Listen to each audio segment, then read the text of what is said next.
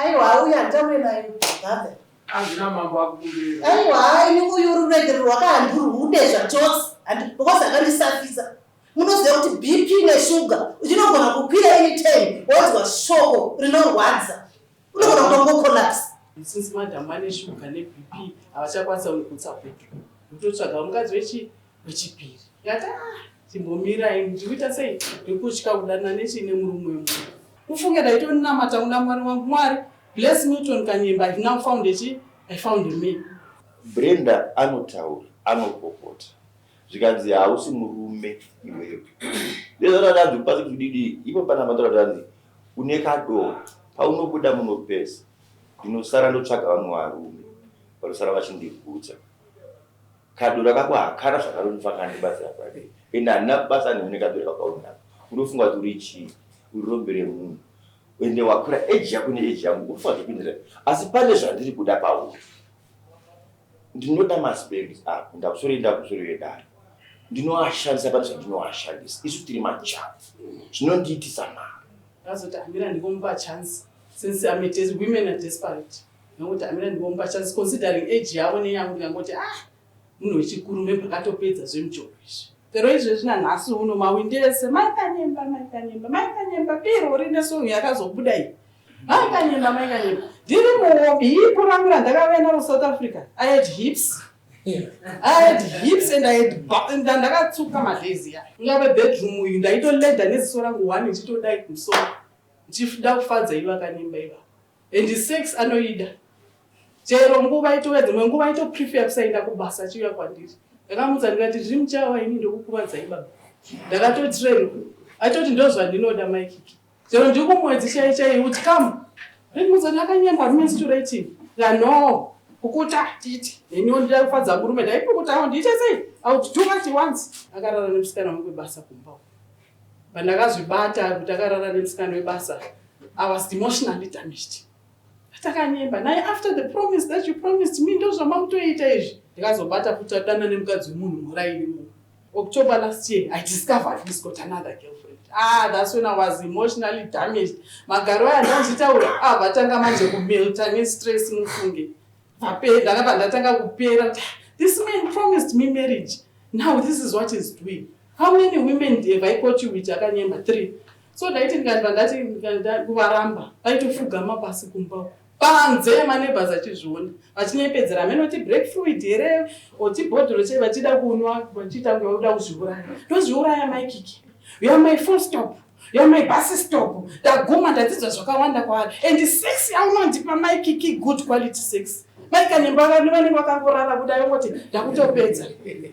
Ndinogara 2 months zvinambovabata maikanyemba pamusaka. Hey, zvimwe nguva kuroora mavhijini mufunge kuroora mukadzi asina experience zvinongorwadza. Enga asingakangwa ndaibhekeswa zikeke rine hati rakadai. Happy birthday Brenda, my full stop. Ndichitouya 30 September ega kwaiungana vanhu vemuraini kuti totenga huku toridza radio. Tapedza ipapo totopinda mubedroom futi ndokuitira zvandakadzidziswa ndine 13 years kumalawi kwandakambonyika mumusha. Akanyemba idyari mugute. But I soon discovered kuti Akanyemba vacho munhu uya asingagutsikana. Koimo muri kunyepere kuti ndaida mwana muri maiti ndito mwana. Atinambobvira tashandisa protection from day 1. Ndakasafa nevana nekuda kwemunhu uyu. Atindiziva kuti ndiriko. Manzwa. Pamwe pacho achitaura kuti ndakatora pendi renyu ndikarigadzira ndikati nekuda kwemunhu uyu atiziva kuti ndiriko. Handiti ainditukirira pambe zvekuti pamwe pacho mwana akasvika pakuda kutadza kuenda kuchikoro. Achitaura kuti haumbofoka muhwina. Ini ndiri muchawa ini ndinokuita zvinogara zvakadaro. Uyu haisi mhandara. Ane vana. Kwakabva kwese uku. Akapihwa madamages. Zvaive zvivimbiso zvevakomana nevasikana. Uyu munhu wemurume anonyenga. Kana vari muno vese vatoriwo nawo magirlfriend. Mwana uyu zvichokwadi nokudzi ainipacha kugara kwangu kwese aindiudza kuti ndakanaka. Andishaya anondiroza.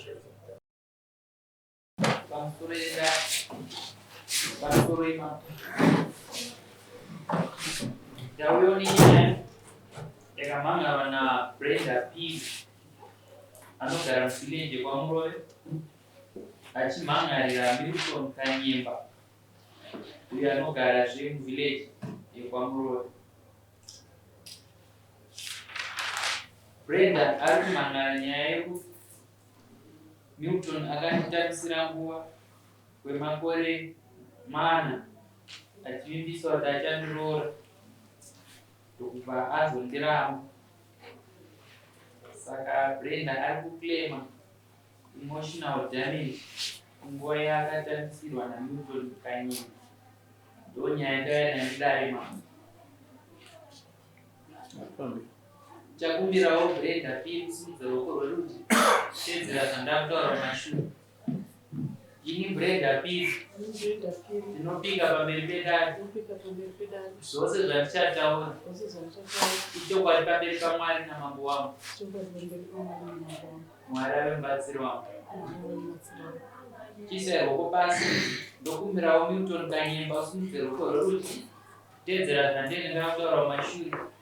Ini Milton Kanyimba ndinopika pamberi pedare zvose zvandichataura ichokwadi pamberi paMwari namambo wangu.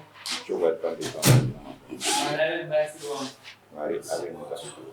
Chiisai ruoko pasi ndokumbirawo Brenda P kuziise dare muchini chasakisa kuti unge uchikwirira dare Milton Kanyimba. Makagara pasi kuti rakasimukira. Pamusoro wemambo, pamusoro wemasabhakari, pamusoro pane nyaya yelanguage manje. Kunomai. Vakaisangana kuchisanganisa nechirungu. Alright. Akatanga kugara kuno kunomboshava 2020 naOctober. So ndaiva kuSouth Africa. Ndakatohaya Milton Kanyimba kuti anditakure zvinhu zvandandauya nazvo ndichienda musha wangu munyowani wandandatenga. So ndakamhaya kudaro takafamba tichitaura nyaya. First mubvunzo akandibvunza kuti baba vemwana varipi. Vika mwana kangu kane 7 years. Ndakati takarambana marriage yakapera kare. So ndaingoshanda hangu South Africa ndavakachi musha wangu kuno. Akati ngwakaroorwa before ndikati aiwa handisina mbororo ndakangomitiswawo mwana. Akati alright. Driver paya tauya andisiya kumba zvakanaka. So aipota achidarika nekumba. Akatakura bhaza rake achinorima nemunda wake kuzasi kwemba yake. Aidarika okumbira mvura yekuno, odarika okumbira toilet ndingomupa ndingoti handi baba vayo ndakaita sei pandaka.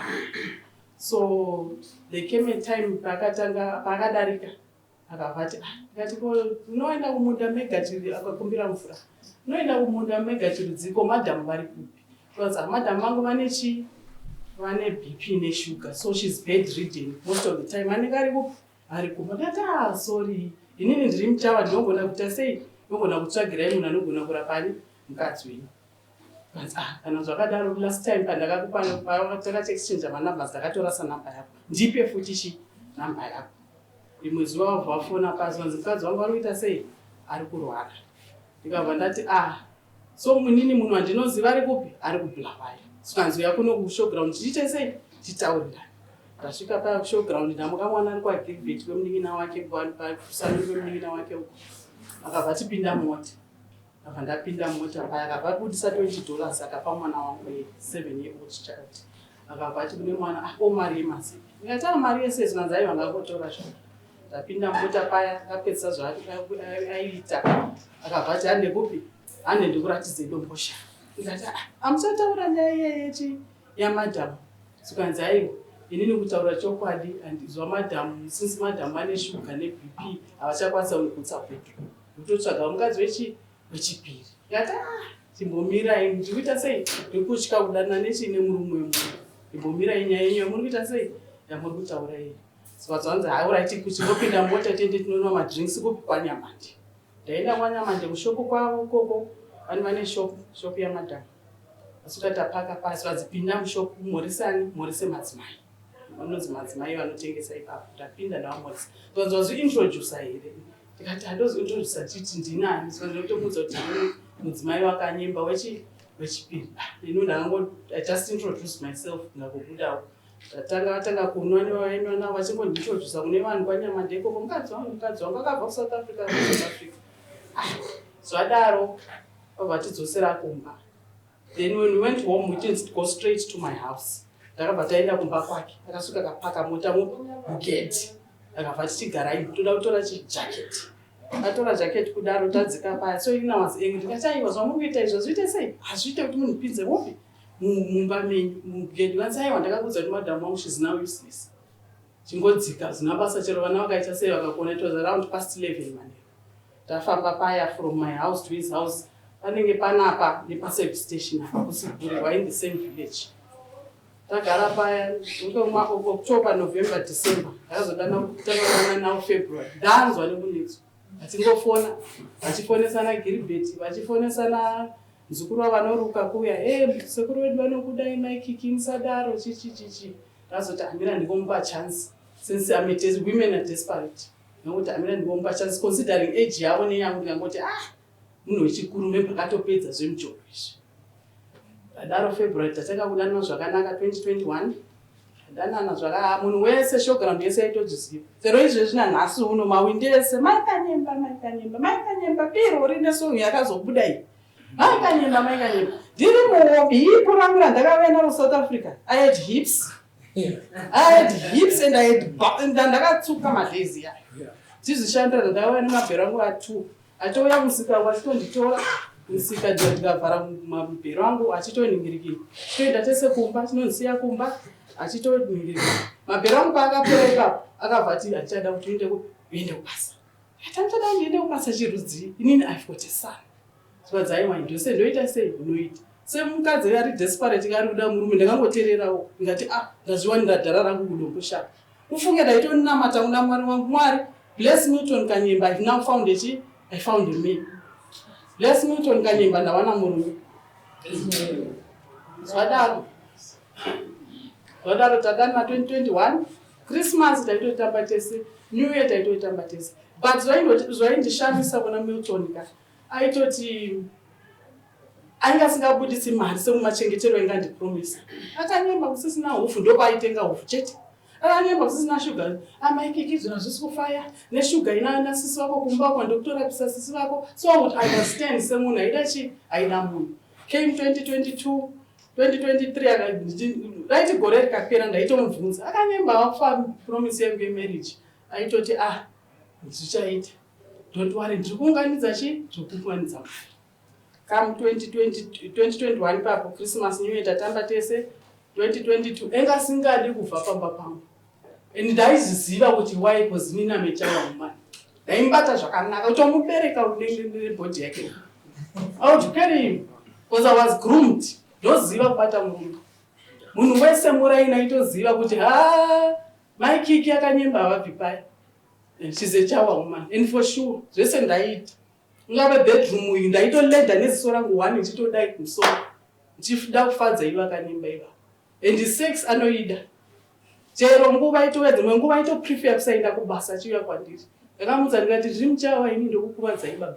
Ndakatotrain aitoti ndozvandinoda maikiki. Chero ndiri kumwedzi chaichai kuti come ndimudza ndakanyemba menstruating no kukuta titi neniwo ndida kufadza murume ndaipukuta ndiite sei I would do what he wants. I'm a woman, I'm desperate. But financially Milton wasn't taking good care of me. Aingoti apo neapo neniwo ndaitozinzwisisa ndikati hona yakanyemba zvina ndidzokere kupi kubasa ndiite zvemabhero zvandaita. Achiramba ndamboenda kuSouth Africa once ndinohodha ndakadzoka akanditorera passport akatoichengetedza muzukuru wake amene kuti akaichengetesani akazoidzosa after some time ndikati no it's fine. 2023 came Christmas New Year akanyemba aufa promise ndikugadzirisa don't worry izvozvo ndarwarwa naambuya vangu ambuya varipo kumba uko so tiri kuita sei ndikuda kuningirikina ndiri kutorapisa mbuya chichi ndikati fine nditobvunza kuti akanyemba ndiri kunzwa nemaneighbors kuti your wife is a prayerful woman, why are you leaving your wife for me? Ini mutaura chokwadi I'm a very wild person. Ndoda zvekutamba zvina basa rese ndo zvandinofarira hangu because I'm still young, you see. But kuradza kuti nemukadzi wangu atichawirirani so tinoenda machechi akasiyana maikiki iwe hausi kuzviona inga vakangwara vanhu yanoenda kumasoe ndoenda kupentecost laza maikanyemba vanozobikisani vanozobikisa praise chikafu maikanyemba vane vana 3 vakomana akanyemba iva vanobikisa praise so kumba kundongodya makabeji achekwa napraise asina kana nebasa rese kuti munongodya kaizvozvo aitotenga poko achiti kumba kwangu kudyiwe poko aitenga mazitye ndichiva ndichimufurayirawo mazitye yawo chichiita sei ndosesekedza upenyu chingodaro then 2024 last year muna October ndakazozvibata kuti ane UT 2023 muna August akarara nemusikana wangu webasa kumba pandakazvibata kuti akarara nemusikana webasa I was emotionally damaged atakanyemba naye after the promise that you promised me ndozvamakutoita izvi maikiki miedzo chichi ndopakanditengera dhoo resori pane dhoo rakaisa kubere kule kitchen toilet kumwiri maikiki I'm very sorry nezvakaitika izvi ndikati semunhu anoda munhu wake fine let's go ahead ndakadzoregedza kuita zivasikana vebasa ndakatanga kutsvaga vanhu vanongogara mune rimwe rumu vachincherera mvura kunzi munhu anechi ane gumbu 2024 last year 2024 muna March ndikazobata kuti adana nemukadzi wemunhu murairimo ndakazodhiraivha tese kuenda kune mukadzi wemunhu iyeye akabati maikiki avheri taurai namaikiki mukadzi wangu yeye hadi zvina basa chichi ndikatosvika pakupwanya windscreen yake to be honest akanyemba waimutidaro ndatora ndingirikinsimbi pwa nehasha ndakatotora mari ndikatomupa because ndine hanzva dzangu dziri kuuk zinongonditumirawo mari for upkeep oyo akanyemba $100 vanzi ayo handiida mari yako ndichaita sei ndoziva ndiri romo ndichagadzisa zvandenga windscreen adaro Milton Kanyemba October last year I discovered he's got another girlfriend. That's when I was emotionally damaged. Magaro andanditaura vatanga manje kumelta nestress mufunge ndakabva ndatanga kupera. This man promised me marriage. Now this is what he's doing. How many women have I caught you with Akanyemba? 3.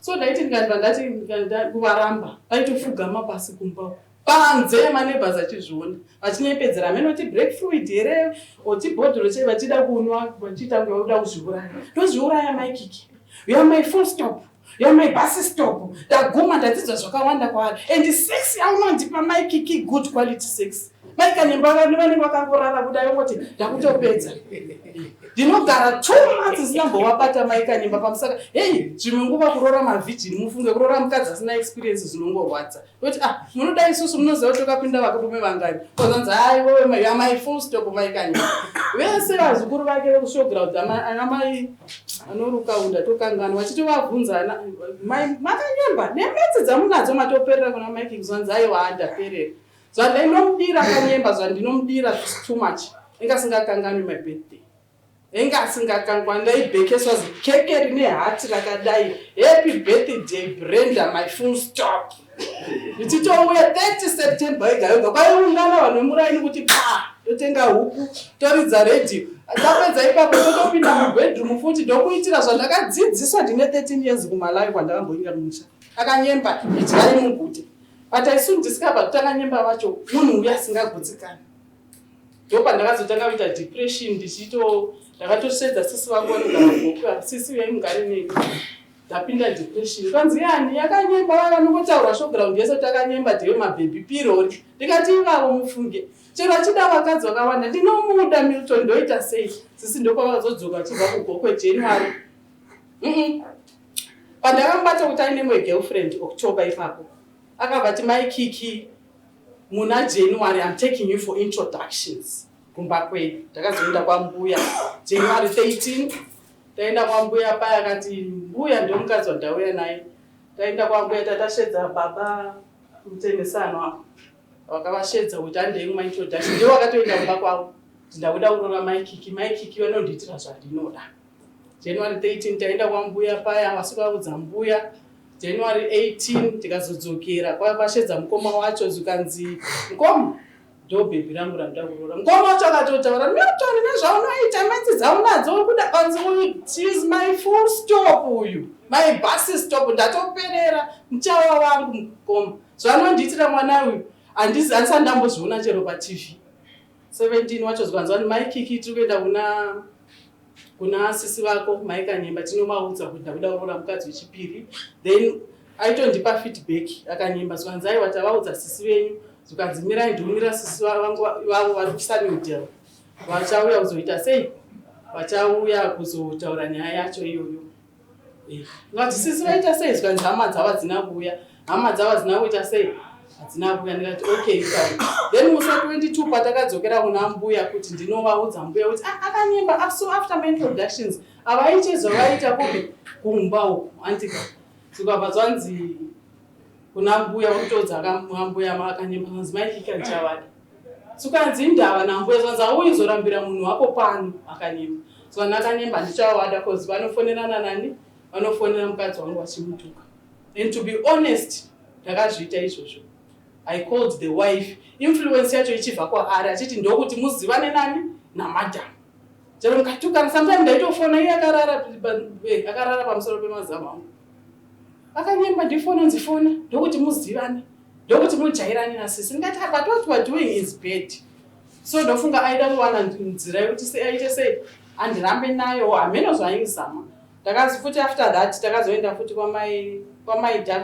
kwamukoma wacho vanemba along Nyamandero padhuze maidhaften akanoratidza maiguru akanondiratidza maiguru ndiye mukadzi wangu anoda kuroora uyu. Zvikabva zvanzi it's fine. So zvaiitika kuna Milton kuti azondibhilivhisa chaiye kuti anondiita zvakaita kuti ndimude kusvika paextent yekumugarisa pano. Vana vake vanondiziva.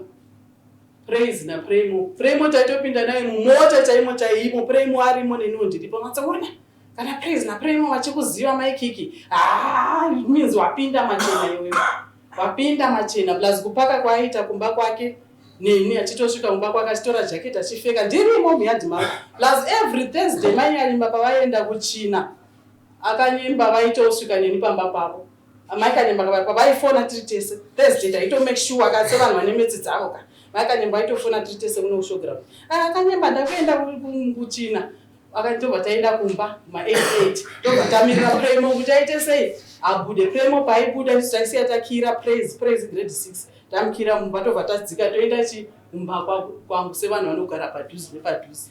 Plus taiti tikanetsana senyaya dzemagirlfriend ndingabata zvemagirlfriend izvozvo aitatora baba vake chaivo nemunin'ina wake Gilbert vouya kumba kuzokumbira regero. Haiwa maiguru zvinowanikwa, haiwa uchiwa African men zviriko. Ndobva ndaita sei ndobva ndamuregerera Milton Kanyemba achiti tiri tese.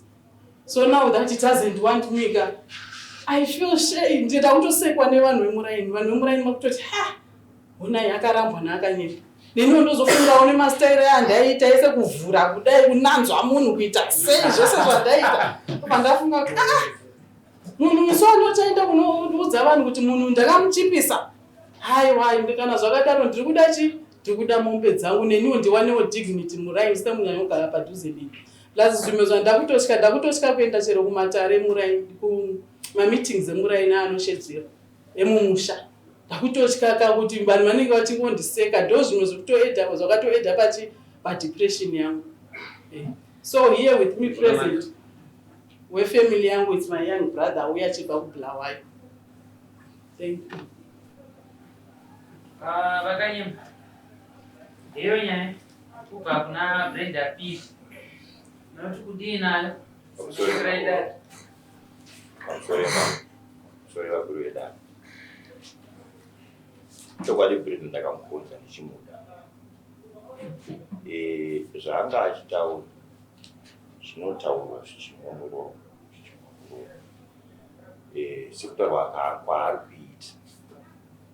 Ndochivamba zvechokwadi ndakamupfimba akandida tikafambidzana sechamwari neshamwari tafambidzana kudaro ndo pakasvika unobvunza kuti akanyemba muda kundiroora ndikati ndichaona kufamba kwateiita newe zvakamira zvakaita sei handina hangu zvandakamupa handina kuti ndikati nduma yandakapa kuti batidza ndikupe musamukuru asi ndoda kuti taifambidzana kudaro chionana taita zvekubirabira zvechokwadi chibirabira kudaro mukufambidzana kubirabira kudaro mumwe wangu anga asiri honest taiga takanetsana zvechokwadi nguva dzakawanda zhinji takarowana ndikatakarowana ndinganyepa ndaigara ndakarowa naBrenda P ari violent anenge achadzakanya anonzwa makuhwa anenge anzwa aifight chiti kungosvika nokundurova inani kuenda kurova muchikazi kuti ndikada kuti ndimurove hazvita sei hazviiti right tadaro kugara kwedu imomo mutya foni yangu inini yananga ndinayo mazuva zvimwewe akaitora zvati bvisa password sure ndikabvisa password kana adzimira ko akafona ndoda kuti inenge iri pandarasa message ndoda kuona nchita sei ndichiverenga ndikabvisa password chibviso yako pazvanzi hauna kundiroora handibvise foni yangu password because hauna usimurume wangu saka yangu foni yanga isina password yake yanga ine password kusvikira ndazomupa foni yangu for headset iyoyo ndobva azoita zvaakaita saka akaiheka every call yandaita kavanhu pese pandaifona zvinenge zviri kwaaranga tozvinhu zvakaita sei achitondiseka kusvikira tainetsana zvechokwadi achikunyeperai nguva yakachovha tichasonge tiri murudo asi tisiri murudo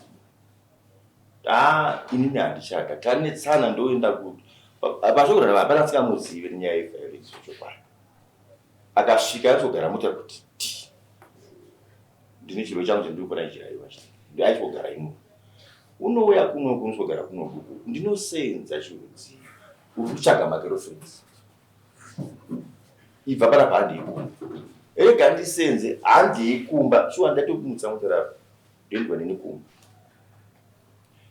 kumba kwandikana kumba achikubvisa makio zokukanda handaibuda unenge uri munhu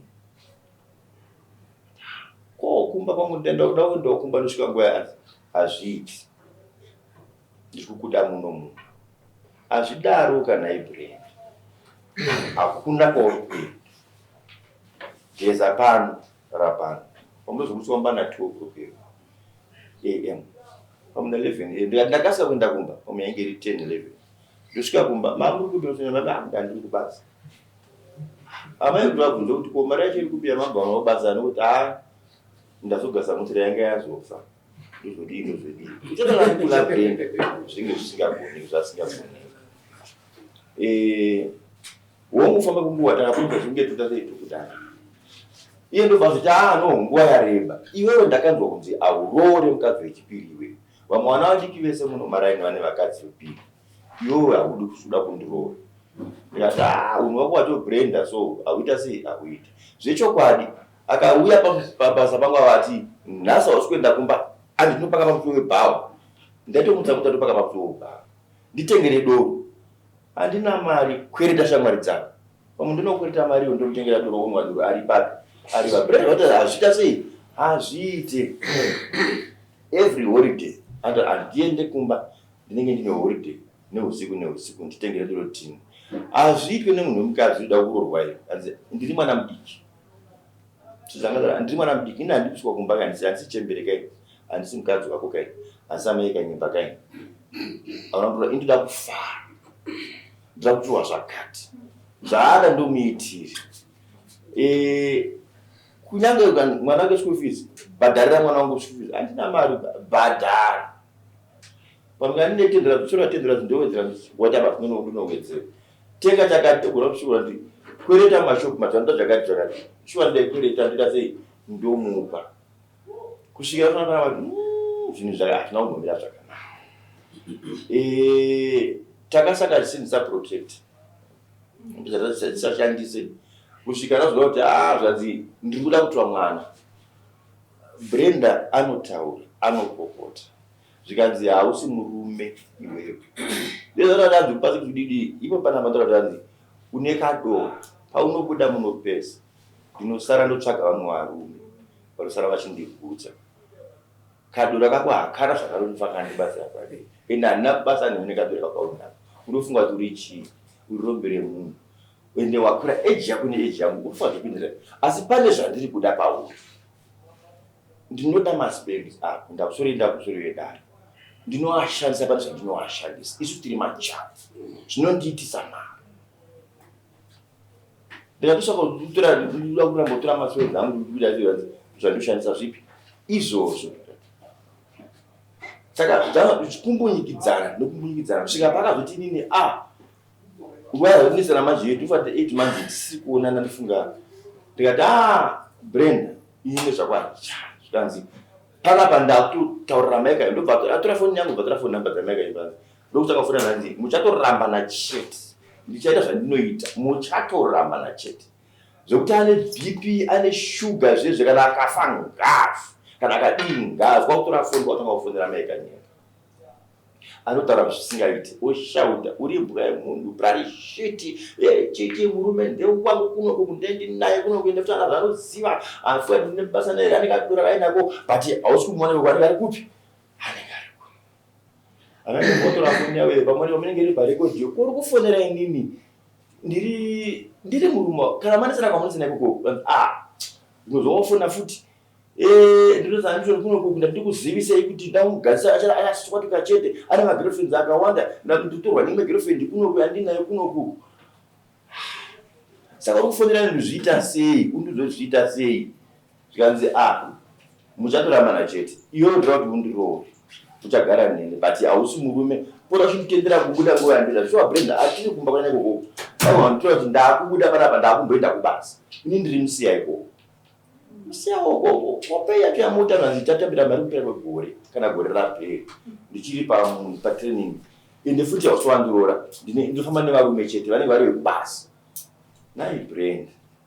Saka ndozvitambuka dzomunhu ndachiri mwana mudiki ndichiri mwana mudiki machembera makuru amimi obuda wenda odzoka nguva yaanenge achida waundodendi kumba kwangu anenge asiko kumba kwake otora mwana wake ondosiya mwana wake pamanext doors woita sei woenda kwaanenda ndinozoona kuti izvinhu zvazvichikuita izvi pakatanga kufonera maika kumba kunofanira agara about 4-5 months takaperera makosi naadzimai kusvika adzimai kuti vakagara vakarara ndikati Brenda regera zvokufonera maika nyembe ndobva ati inini manjirika ndikuudze ndaane nhumbu zvakati ndakaenda kwaambuya inyaya yekuti iye akati ndaane nhumbu yako ine 6 months saka ndira kuti ambuya vazive kuti ndine nhumbu yako ine 6 months ndichokwadi baba vagera avo munext door wavo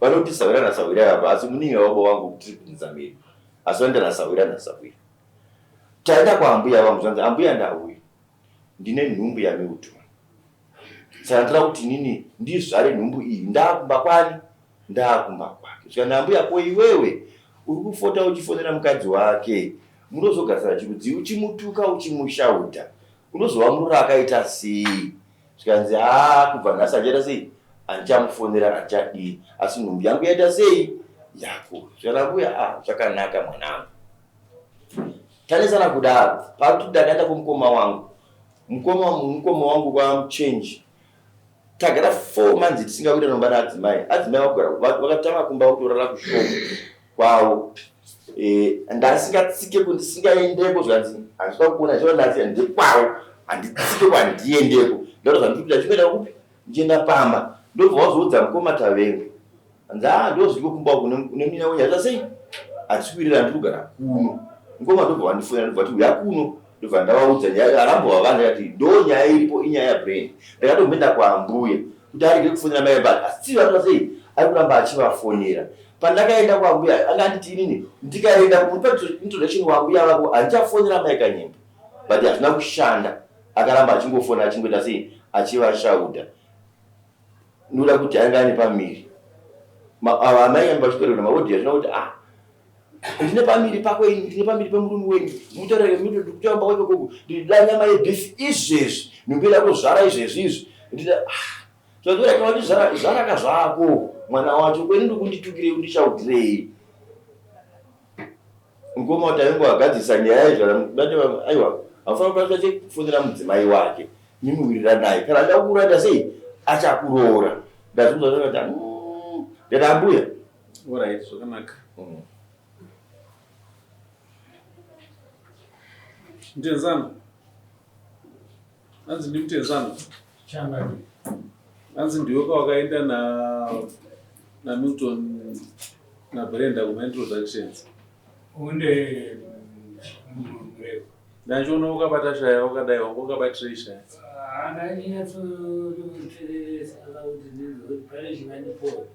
Panga pachinyepwa ndepapa. Pavavira vanhu vanochangonyepo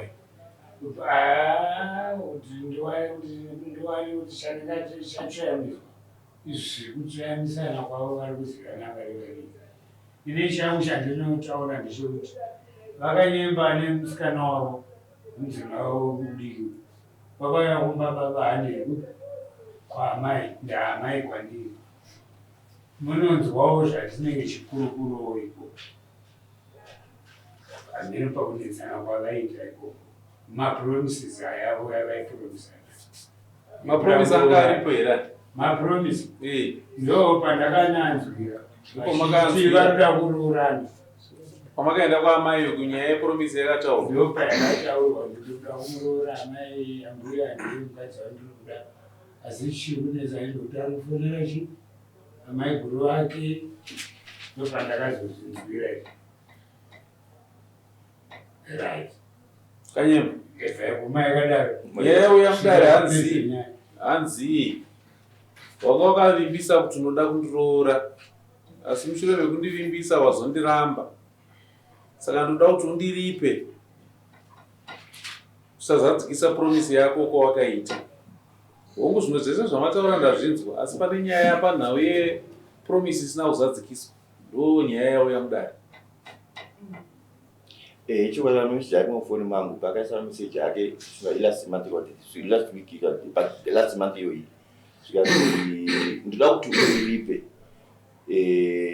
patime yangu yakaningirikina ndoda kuti unditengere mubhedhi wakanaka message irimo ndikati okay ndazvinzwa mubhedhi wachaita sei handina mari handina kana sendi ndikawana mari ndida sei ndokutengera mubhedha wacho zvikanzwikanowa kunditengera mangwana chaiye ndakuenda kunomangara kwamama handina kupindura mamezi masinji ake anobvunza aya paanopinda mamezi ake aichatiara sei handita sei handipinde ndakanyarara kudaro ndopara kunatsamuniraira sei razoya chinzi uri kudiwa kudare kwamama.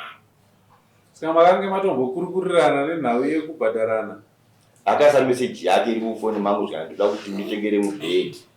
Makaramba narini ime? Kwane 21 January. Kwane 8 months.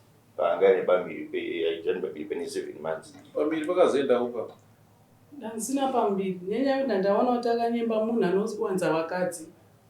Ndakazomhanya kwamakumbe kunoiswa chateri tori nayo neproof yacho ndinayo. Ndakazozona kuti plus iye ndaitondisa pressure titi inini kumba kune vana vakomana. Nditire mwana musikana Mike. Nditire mwana musikana. Ndikati akanyemba zvinoita because andone vana 4. One kwa Chinamora, one kwa Pare, one kwa Mkati, vari vana vasikana vese. So ndaito sometime ndaitosangana nevakadzi. Kanyemba. Ngotaurana na Brenda akangopedzerana nyaya dzenyu zvakanaka. Kana muchisiyana musiyana. Uchiri kumuda here Brenda kana uchamuda? Kwete ndokutsvagira mbedha wacho kuti ndokutengera mbedha. Handichada uri mbedha because hanzodzi yangu yatotumwa akaiti pabulawayo. Plus kumba uchiri kuuya Milton. My messages arimo, my calls arimo. I can retrieve my phone. Anouya unetsa. Milton unouya sisi vangu vanogara nainavo. My messages arimo. Anouya tinoka pa window. Ameno sisi vangu, she's my witness. Chero huni muswa akapesera kuya 25 August. Patakafonera na Mike ndakusuwa ndasuwa chichawa chaunoitira chichi ndikati kana uda kuya kumba kwangu yene $10 because inonzi Africa Day takatamba tiri tese. Akatofona kati uyako kwa gidza kumbotamba Africa Day. Muswa heroes futa akatofona kuita senda ndikuenda Mount Darwin. I have the calls, I have the messages. Mike ndakusuwa uno vibrate wena. Unova ingatakanyemba this time kana makuya weneta Kanyemba ita zvokuti nyaya iyi ipere tingataure tigorebesa munamato asi chokwadi chiripo ndechekuti vanhu imimi maidanana mukange muine zvamavimbisana asi zvamakavimbisana zvacho hazvina kuzozadzikiswa saka mumwe wako wawaidanana naye yati chikuripa kudanana kwawakaita neino chibva wazorega undiroora ndo pandataura ndikati ndomutengera zvomubhedha wacho akareva ndokutengera manguva wangu mazuva mashoma tinotsvaga ndotengera mubhedha wake ndouendesera Brenda uda kuripwa neiwe hanzi ndokutengera mubhedha wakati uri kuda.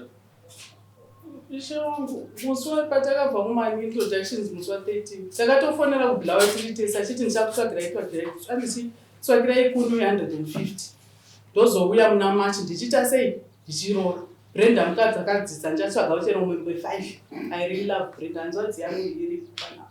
Brenda usanyepe usawedzere kunyika mudare ndofunga wakufika pandosamari mari vanokutonga oimo muri kunyepere kuti ndaida mwana muri maiti ndito mwana atinambobvira tashandisa protection from day one.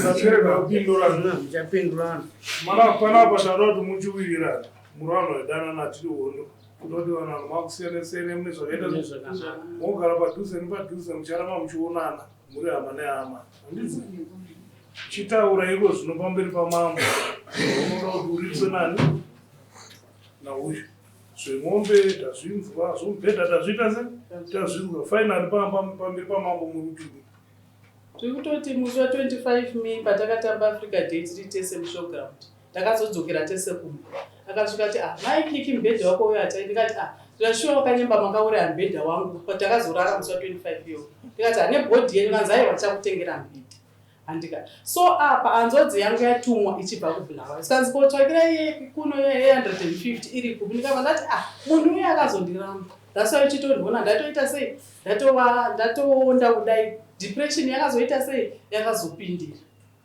So apa ndachikumbira kuti at least hanzvadzi yangu iendewo nesomething kana yamudzokera kune vabereki vangu ndiri kuchengetwa nehanzvadzi dzangu idzodzo dzikangoningirikina zvinozondiregedza futi kundichengeta ndozowedzera futi kutambura kwandikatsvakirai kuno kuna kwakuora kwanenge kwari kudhara auchaita sei auchaita daiko zvotataura nguva yakatambiswa ipi iyo hanzvadzi yako inodzoka isikotaura kuti ndozvakazoitika asi nguva yakatambisirwa mwana wedu akapiwa ichi semubhedha iwoyo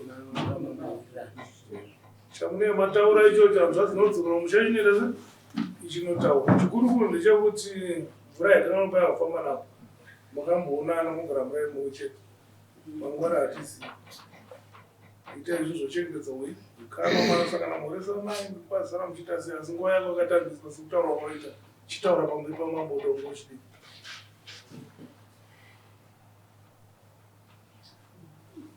Amai, taura itinzwa.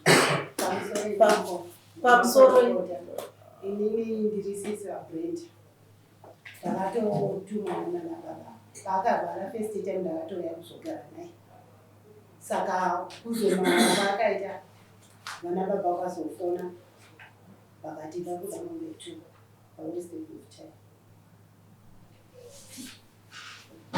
Amai.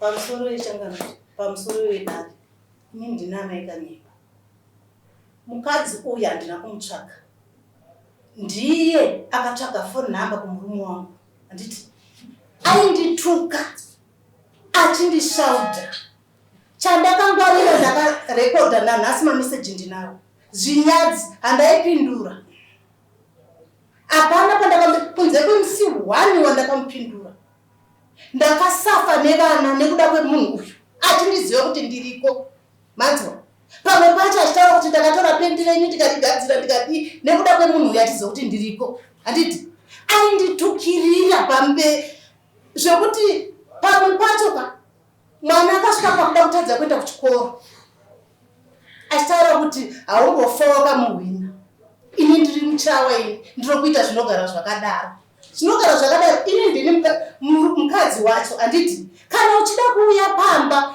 zvino kana wauya uchindirwisa tingagarisana sei kana wauya uchirova murume wacho ariyewa unenge waringani hauteereri chakarambirwa chacho ndechekuti haateereri saka atanga kurwisana nemi achiri kumba kwawo kwaakazoya mumusha ari kunzera confusion yakaita sei uyu haisi mhandara ane vana kwakabva kwese uku akapiwa madamages zvaive zvivimbiso zvevakomana nevasikana uyu munhu wemurume anonyenga kana vari muno vese vatoriwo navo magirlfriend asi havasvike pakunzi naichitondiroora unotoroora wagutsikana kuti mukadzi uyu huingane hunhu ane chii zvese zvaari kutaura kuti hei vanozorwara vanodii ini ndinozvishandira nemaoko angu handimirire mari yababava dai ndaimirira mari yababava ndingadai ndakafa nenzara nekuda kwemukadzi uyu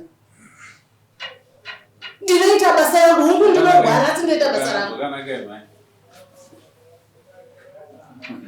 Ndenzano. Ndiwakafamba nayo kamhuri yako uchinoita ma-introductions muchiisa chivimbiso chamusina kuzadzisa. Ipapo wanda utoshupikawo kuti mwanangu kunekana nemunhu wako wati unotibudirwa pachena tinowirirana. Mwana wako ndiani Kanyemba? Ndikanyemba. Kumusana mudzeka pachena. Kanyemba kairo basa. Munhu wako kati naye kakunwa mhuka takatondwa nezura kuti nhasi kudai. Saka ndauona itoto chiri mese kabva makaramba. Pamusoro andinoda nanjisi. ndinotaurawo masuku chimbomira Kanyemba apindure zvataurwa nababa muzotaura imi. Kanyemba hanzvero basa. Baba mwana uyu zvechokwadi nokudzi ainipasha kugara kwangu kwese aindiudza kuti ini ndakanaka handishaya anondirova uchingobuda pana pachine zvouni varume vanouya kwandiri bosi ndakanaka ndakadzidza iwe hauna zvaunazvaoitsva vaona kudzidza uri rombe remunhu saka zvechokwadi baba ndofunga munoziva taigara chinetsana ngo anga asingati andigoni andifunge ndogona kugara nazvo rengi takasiyana baba ndobva kwani 8 months tisiri tese kubva paya patakaenda nechikundi chokuti vamuna kuti ndipachona kuti takaenda nyaya yekuti akanga achiti ndine pamiri kuti aregere kufonera mai Kanyemba ndochinoudza gogo kuti ndauya ndoda kunoberekera mwana wangu pamusha pani Kanyemba saka Kanyemba baba uzani nyaya yako iweweka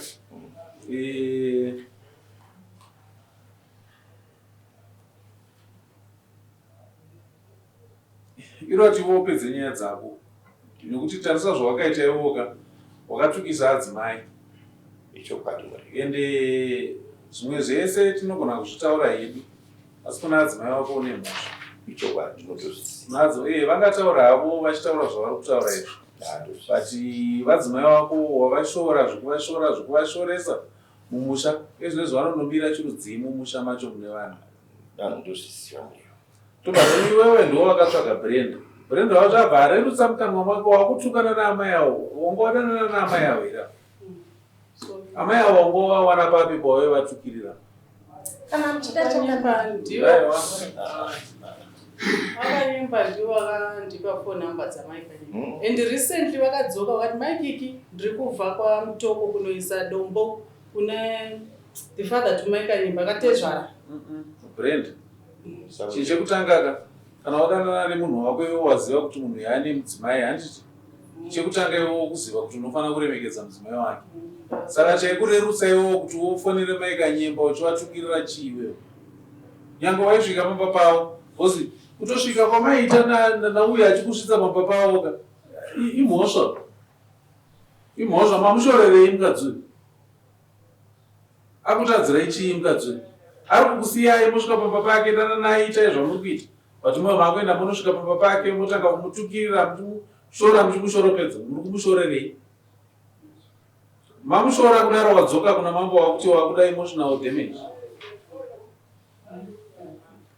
iye Akanyemba wacho vari kuti tine 8 months takarambana but is always coming back home vakasvika vakaita zvavanoitawo ovhadhisapi ovhagara 2-3 weeks futi wodzoka kuna June sisi Kanyemba taura chokwadi chiri papo Brenda uri kubuda here kana kuti uchada nezvaBrenda kwete murewo handichada ichokwadi ndikirwa kuti naBrenda handichada kuinga munhu handidzokireko muri amessage ari mwe handidzokereko anotofona achitoita zvandingati pandopinda fini akafona aachafana nedzimwe namba dzake angotora imwe foni yaanofona nayo ndodaiyati ticheke ukama pakati pako naBrenda zvipedze nyaya iyi handina kuramba wozika ngaticheke ukama pakati pako naBrenda tozoti ukama hwachekwa iri kana taona zvaakuteereka tochibvunza kuti naye Brenda chii chaakuitika ichi makauya kudare kwamambo muchida kucheka ukama hwenyu tizive kuti hapasina relationship apo hapana achafonera mumwe hapana achatsvaga munhu uye akuita zvake uye akuita zvake ndinobvuma hangu mambo kumutengera mubhedha wari ndomutengera mubhedha woenda kumba kwake pamberi pedare kuna adzimai wako adzimai angu ndinova aripo. Chanatezvo rangu zvakaita zvezvindeptu adzimai ako anoambuya kumusha kwenyu ndekuti kana natezvo rangu vakatozvindwa vakatoti ivo amai guru vangu vakazvindwa ndikakumbira negoro namai guru akuna negoro anozviziva here kwamutoko kuti ndozviri kuitika kuno kuzvi maziso vangu vese vanozvisa vakati kudii nazvo inini vainditi nyarara tichaona pazvichasvika ndosaka ndainyarara shoko rekuti nyararera harina kuguma ndakazvinzwa kana iye mukoma wangu vakambouya vachinditi nin'ina iri padzimai vako ndikati ndazvinzwa mukoma ndinoriva kana mai kunataura ndichagadzira zvinhu zvangu ndita sei ndogadzirisa kana zvakadaro ndotanga ndagadzira brenda ndopa zvinhu zvake ndoenda kuna adzimai yangu ndogara pasina natsana ndinoita sei ndoripa zvangu munzimai yangu ofara womumba kanditi ndakakumbira nemuromo iwe mteresana amai avo kana vachivaona ndiana wako varora vako uri baba kuna kanyemba saka kuona ubaba hwako kapa iwewo ndiwakufanira kumira kuti mwana wako acheka ukama nabrenda iwewo ona kuti mwana wako aripa kana atezvaro chekutanga kucheka ukama mumaziva kuti hapasina ukama here apa kubva ipapo muenda kana atezvara munoripa ndofunga manzi vachangamire ndichiti hezvoka mutevezanwa akanyemba basa rako zviri kutaurwa nabrenda ari kuzinzwa zvari kuda kuri zvaukuda kuvaripira vari kuzinzwa menoti zviri kuirira noye pavaripa kuna brenda rakuti watenga mubhedha umboone mumbe imwe chete kuna brenda mohacheka ukama hwenyu nabrenda zvoperera ipapo izvo kana atezvara izvo handina chandotaura vana atezvara nanamai guru nanasisi vavo ndo vanotaura vega chako iwe mutenesana mukuvadana wokurukura navo handizivi kuti iwo ndounosumuka uenda ikoko here unokurukura navo but vanoreva zvinhu zvavo vega zvokutukirirwa kwaita mwana wavo vairambwe yangu vakurapa aiwa vabereki vano vanotaura ndozvandiri kutaura ndati ava amai ava vabereki vavo ndo vanotaura vega zvavari kuda iwewe sababa waona kuti zvaitwa vakanyemba vaita vagadzirisa miromo yavo yavakadana mumusha nekuti muromo wabrenda muromo waakanyemba dai vakanyemba vasina kuenda kuna brenda kadai muromo iwe usina kuuya mumusha iwoyo saka kanyemba anoripa muromo wake wakaenda kuna amai sinowana rini mombe ine mubhedha mukandipa nangoti 2 weeks ndokona kutsvaka mubhedha mombe siku rakamaita ndinobinda mari ndokona kutsvaka ndichiita sei chiunza mari yacho masvikaita sei ndokwanawo ndakaenda mombe ndinomunza mari yacho naita sei ndokuda mashini ndopa mwedzi umwe chete kuti upedze nyaya dzesetse ukama hwako nabrenda upere nokuti tarauramba tichirebesa munamato uyu iwo ucharamba uchitaura nabrenda mukutaurana ikoko mashoko iwo anopedzera asvika futi kuna amai kwete handifunge kudaro saka by end of September ndandiri kukumbira munhu kuti rebetse pamberi because izvi zvaoma handiti kunyepa zvangu vanotorwa kuvhura mari yacho hapana basa acho kanyemba chindipewa 2 months ndoita sekudaro nditeresana muri munhu muhombe imimi ndikushindiwa mureko kana zvinhu zvazodai manjeka dai mimi maona kuti nyaya yenyu yasvika pakadaika dai makavhara nyaya yenyu kuti isauye kuno kudai imimi pana mapiwa samonde renyuka dai makateedzana namutenesana makateedzana nabrenda makagara pasi makakurukura makaita kuti nyaya yenyu isauye kuno kudai handiti hamurambidzwi imimi kukumbira dare kuti mbotipaiwo nguva kana masvondo rimwe chete kana masvondo maviri ekuti tikurukurirane tega pachedu brenda akangokonfema kuti takurukurirana saizvozvo handifunge kuti dare ringarambe kuti mupiwe nguva yekuti mukurukurirane pachenyu but imimi masiya nyaya yenyu muchikati rega iende kudare kuna mambo kuisiya kwamaitaka ndokunoita kuti mambo vati ndokupai nguva yekuita zvinhu zvenyu nekuti ndimega makaisiya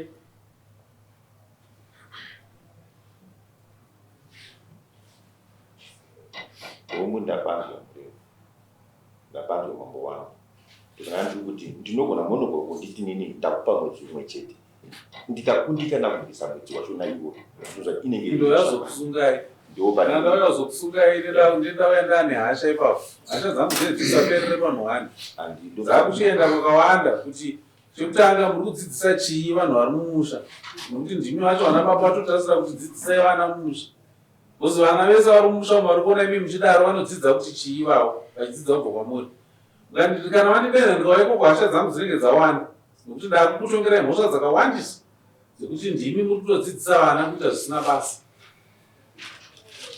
Saka iyi nyaya yenyu iite kuti ipere ndisati ndasimuka kuuya kwamuri nokuti ndikauya kwamuri ndouya ndakatsanga nokuti dambudziko randinaro muri kuriziva dambudziko riri muno masvinamhora dambudziko riri muno muzimbabwe nekuti dzimba dziri kungoparara ava mai ava vakatoshinga muda kuti kuchembera kwese kwavaita vochibuda vachienda kumba kwavo nekuti vashungurudzwa nabrenda ivo brenda ivo fanira kutokumbira ruregerero kuna mai ivo munhu ane wati iwewe upenyu kumachava wako wakumira vanhu vane hunhu vane tsika handizivi kuti chii chakaita kuti uzvirerutse kuenda kunotaura namai ako kana uri munhu ane tsika akarayirwa wako wakabvaka ava mai avo nekodzero yekuvakumbira ruregerero nekuvatadzira kwese kwawaita kuti vafonera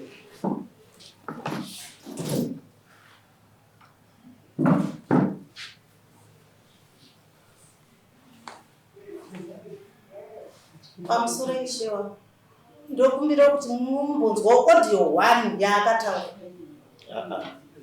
aigomira unenge akanyemba nyaka ndokumbira ishewa 1 yaakataura 1 chete aitevera chimbomuteererai zvaarutaura aiwa auya nditaure naye gava azvina mambo akukumbira aiwa ini uyu ruregerero rwakahandurwude zvachose because akandisafisa munoziva kuti bp neshuga uchinogona kukwira anytime wonzwa shoko rinorwadza unogona kutongokolapsa ramaiwa pana mambo kudaika tauya kuti tizotsvaga aiwa uyu ngaenda akanogara semagariro anga achiita handinei naye saka zvese zvandikuita pano ndo hapana zvandikuitazve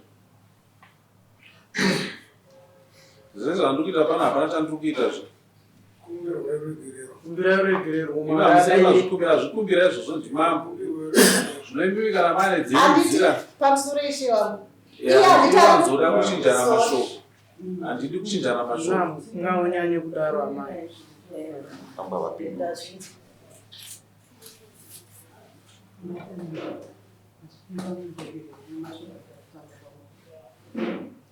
handiti iwo uri kubhadharisawo soko ako awakataura iye uchabhadhara kufuti handiti iwo uri kubhadharisa uri kubhadharisa mubhedha wako wakararwa nemiwo ruregerero rwako ngarurege kuya rari maoko ishewo handikumbira kubvisa muputsi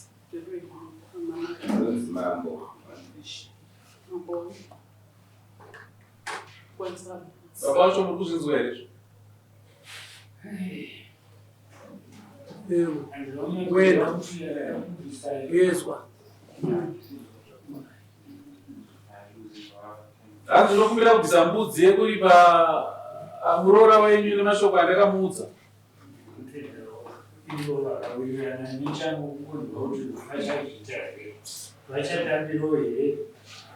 iwe baba zvitaura nemuroora wako because wakandikonzeresa ndikabuda mari yakawandisa yanga isingabve kuna baba yaibva kwandiri sisi ndakazobatawo kukipa saka kwavo akanyembera indikuvara mashoko ako kwete ndane blood pressure ei mamuchinjana mashoko tendera imi minyararai ukaitawo dziri 3